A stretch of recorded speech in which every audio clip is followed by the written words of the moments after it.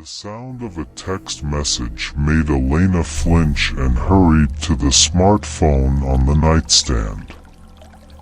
She glanced at the screen and saw that it was an SMS from her boyfriend Samuel. With shaking fingers, the girl opened the inbox. "And I'll be there soon to pick up something to eat." Emily's mood dropped immediately. Such a reaction of the girl was explained by the fact that with Samuel she had a very tense relationship, which poisoned life and caused a lot of problems. Emily did not have time to prepare half of the planned menu, as Samuel fell into her rented apartment. The guy smelled thickly of booze and cheap tobacco. "Why are you so tense? Aren't you happy to see me, baby?" Samuel asked from the doorway. Emily tried to put on a mask of cordial cordiality, but it turned out to be extremely flimsy and unnatural. The fact was that the irascible Samuel, when he was drunk, often raised his hand at her and treated her like a servant. Emily would love to leave that bastard. But, except for him, the girl did not have a single person in the whole world. When the girl was born, her mother abandoned her and gave her to an orphanage. That's where Emily's childhood passed, not knowing affection and parental attention. She preferred not to remember the time spent in the orphanage, because it was impossible to call it easy. She was reminded of her mother only by a golden pendant hanging on her chest with a tiny picture of a woman inside. Most likely, it was the girl's mother. When Emily reached adulthood and left the walls of the orphanage, she found herself in an extremely hostile world, in which she did not have a single familiar person. The girl, like many orphanages, gathered herself and got a job as a waitress in a cafe, in which she met Samuel. Of course, then he was still affectionate and courteous to her. Not knowing that the girl has no family, but then, when it turned out, Samuel as if replaced. He became rude and violent, backing up his arguments with fists and foul language. Knowing that there was no one to protect the girl, Samuel used his power as if Emily were a concubine in his harem. And right now, the nicer guy didn't even bother to bring her a small rose. Instead, smiling heavily, he immediately went for a hug. But wait, why so immediately? "Let's go to the table, I've got beer for you." Trying to free herself, Emily voiced her main trump card.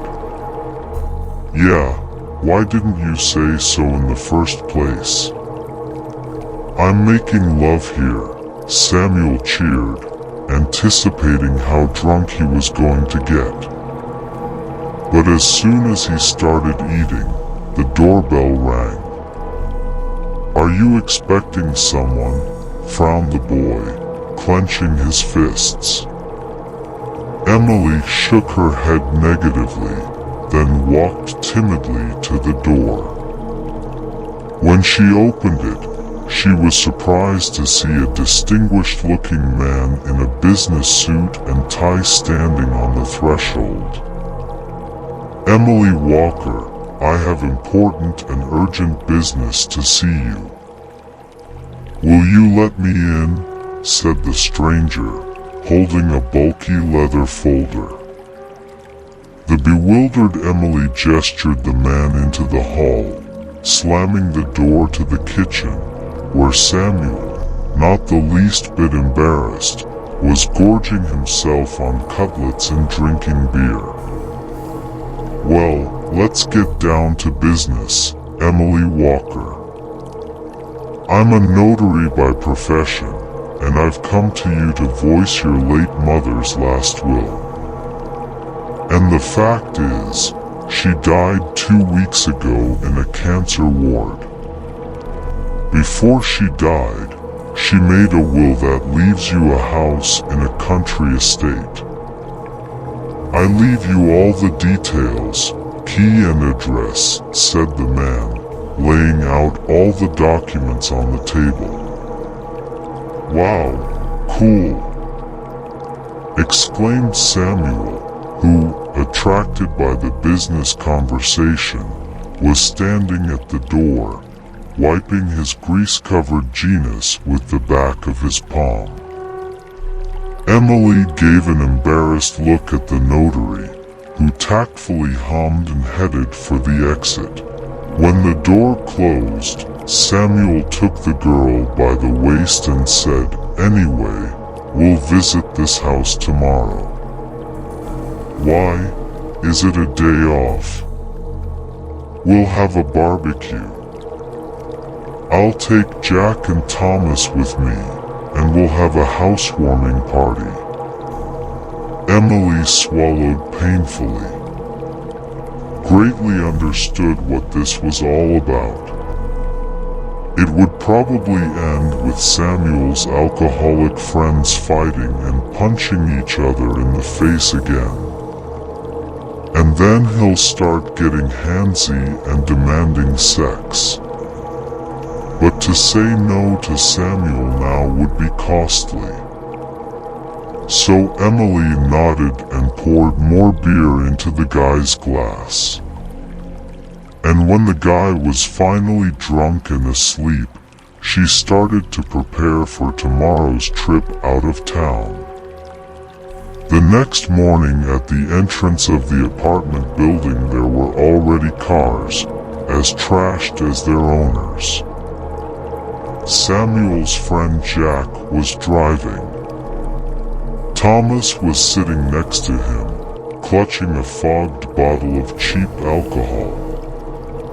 Samuel looked out the window and waved happily at his friends out the window. "Oh, we're going to have a blast tonight. It's not a trip, it's a dream, a country house. We'll get a break from it all," he added, wiping his eyes, which were slick with sleep. Emily shivered nervously and began to pack. The cottage village was located 5 kilometers from the city, and the girl thought 3 times that Jack's car would fall apart on the way. It was a very picturesque region, surrounded on all sides by dense forests. Finally, when they arrived at the place, Emily resigned herself to the address and said, "Yes, it's here." The 4 young men got out of the car and looked around. In front of them stood a huge mansion with red tiles on the roof and massive stone walls. And all of its windows had vistas and bars on them, which involuntarily made Emily think that it was similar to the home-type company. "Wow, we have an inheritance here. There's a whole creator here," said Samuel as he entered the courtyard. Emily took one look at the mansion and shuddered, as such a huge building didn't conjure up good associations for her. She opened the massive iron door with her key and stepped inside. Samuel and his friends came in after her, opening beer bottles and giggling as they went. The first thing that immediately alerted Elena was the smell. It was so peculiar and pungent that it took her breath away. When Emily's eyes got used to the semi-darkness in the house, she saw that all the furnishings of the mansion were made in the Gothic style.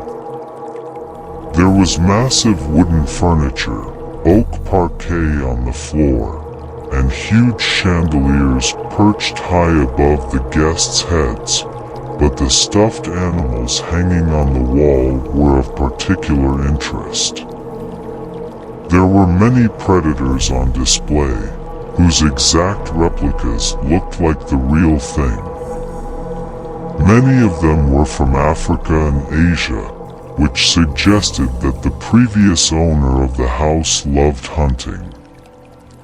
Samuel and his friends marveled greatly at the stuffed animal, going from one to another until they came upon something strange. "What the hell is that?" muttered the boy in amazement. Emily turned around and saw a rather strange picture. The thing was that at the end of the wall hung stuffed heads of a wolf, a bear, and an elk. But what made them different from all the previous ones was that they were extremely poorly and ineptly made. It was obvious that the inventor had been inexperienced and had poorly processed the animal heads, which made them emit a disgusting stench. Meanwhile, Samuel touched one of the heads with his hand and immediately jerked away.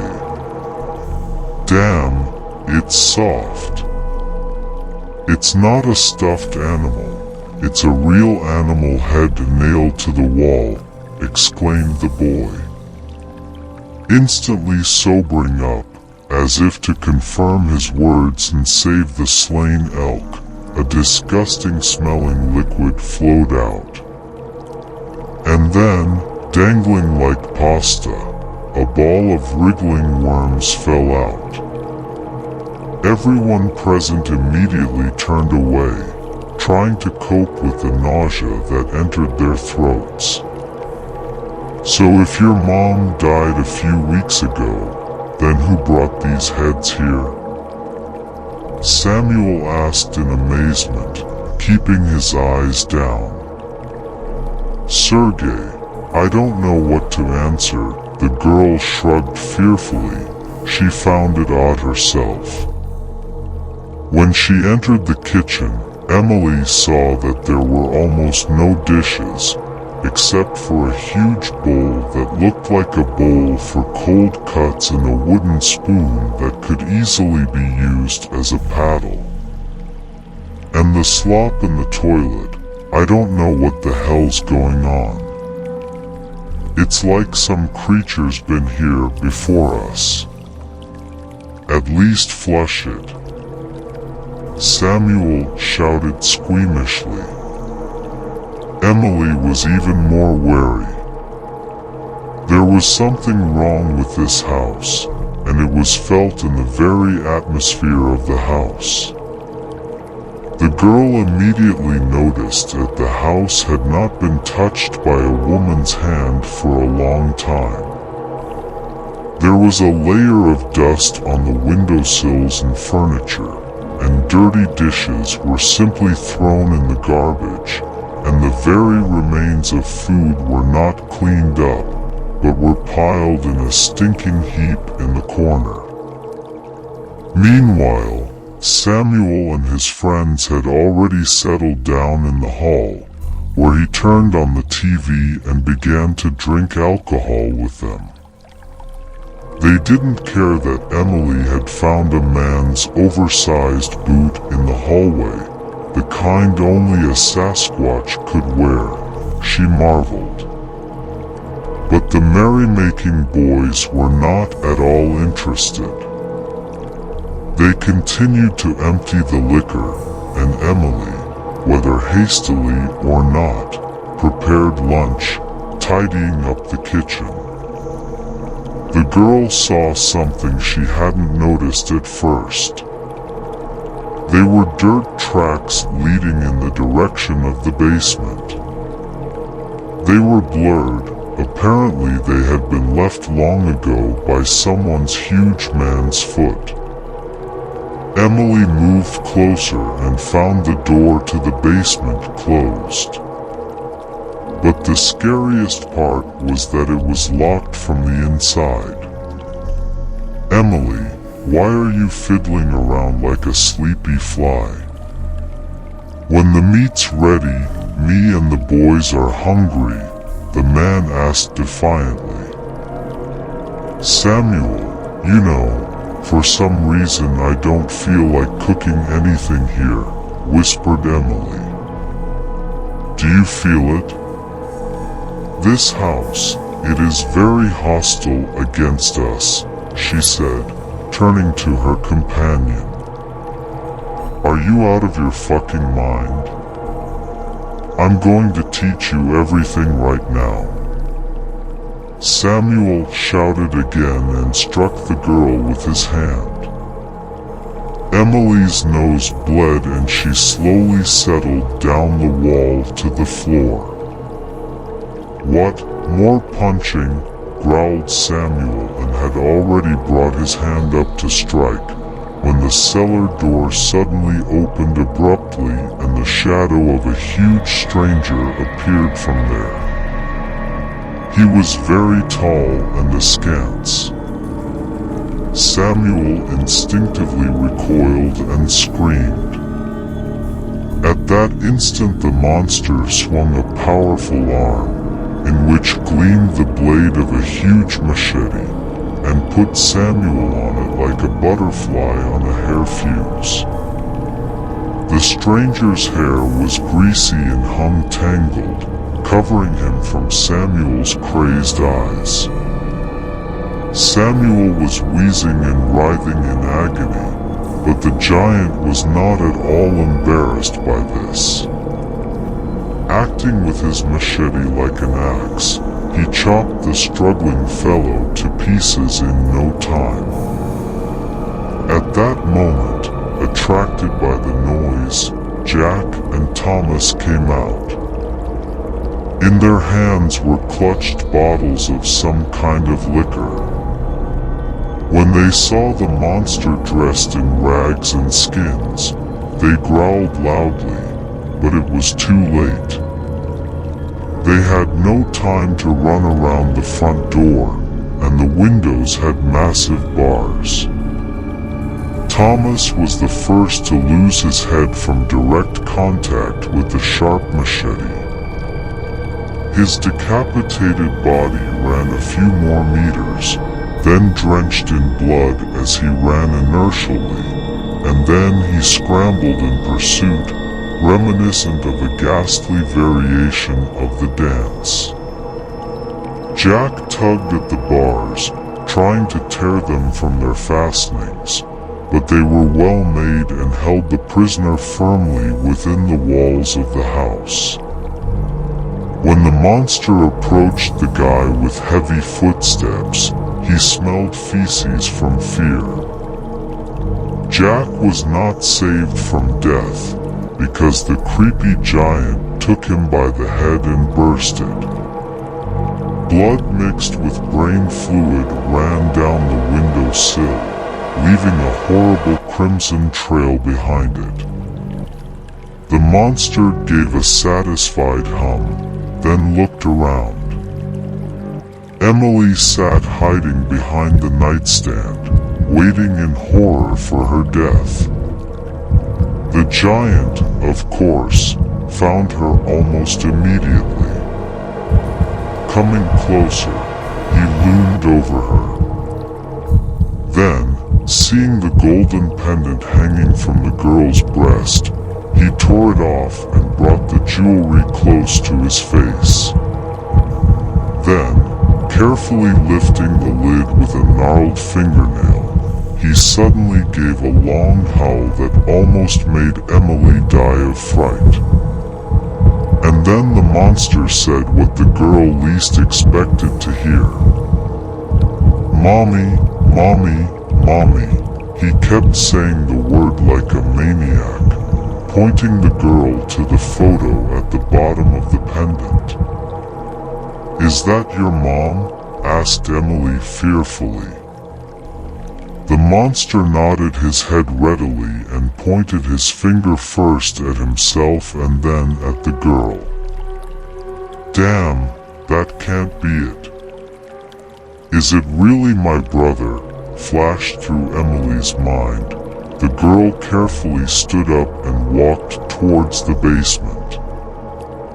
There was a massive bed, a table and a chair, and the grate that separated the door from the outside world was torn from its fastening.